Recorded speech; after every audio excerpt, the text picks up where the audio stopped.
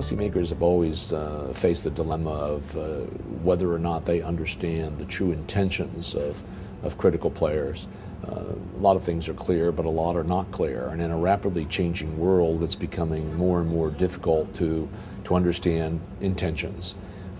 Obviously, everybody focuses on some of the famous ones that are on the press every day, like what are Iran's intentions vis-a-vis pursuing its nuclear policy? Is it to have nuclear energy, or in fact to have nuclear weapons, or to do what other countries have done and go to the verge of being able to have nuclear weapons and then stopping, but with a very short period of 6 months or so from a new date to produce them? What are the intentions? But now there's a whole set of larger questions on intentions in the Middle East, and a great deal of it focuses around one of the most important countries in the region, and in fact a major power in several regions, and that is Turkey. Turkey has always been a bridge between the East and West. Its historical propensity to understand different cultures, to deal with things, and its willingness in recent years to be more of a peacekeeper, whether it's trying to bring peace between Syria and Israel, or to broker arrangements where with other neighbors, including some of the difficult countries like Iran. It's a member of NATO, the second largest armed forces in NATO. It's a major Middle East regional power with a booming economy, growth this year of close to 12% of GDP, which is at the pace of China.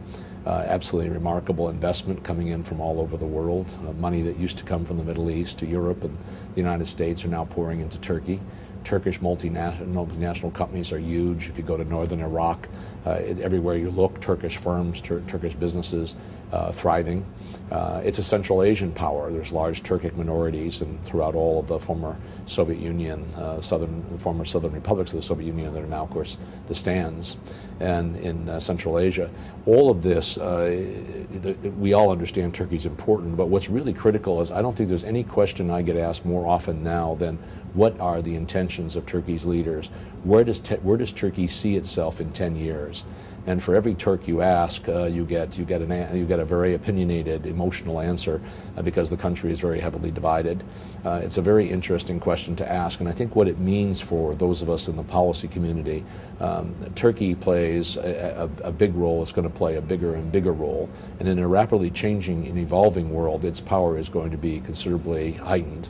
The question of stability in the region, of where Turkey really is going, what its intentions are, can it be a model of a democratic largely Muslim population state?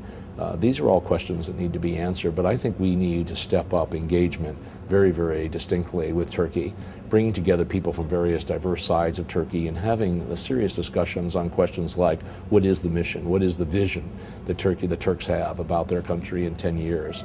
Their relationship with the European Union obviously is extremely important today. Prime Minister Cameron's strong endorsement of Turkish membership in the EU.